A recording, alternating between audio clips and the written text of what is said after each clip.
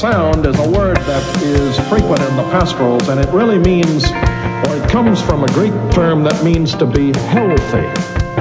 Sound doctrine in the pastorals is healthy doctrine.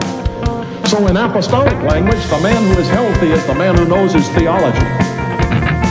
Sadly, in the 20th century, it's often thought the man who's unhealthy is the man who knows theology. The man who's healthy is the fellow who's all caught up in emotion and in all of the things that happen in some of our Christian congregations. But in the Bible, it's the man who has the sound doctrine that is healthy, and the man who is unsound in his doctrine, in his theology, is sick. That's apostolic understanding. The true theology of the Word of God is healthy. And you cannot be healthy in the Christian faith until you know the theology of the Word of God.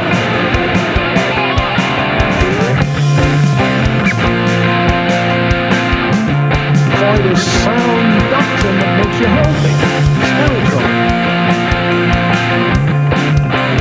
For it is sound doctrine that makes you healthy, spiritually.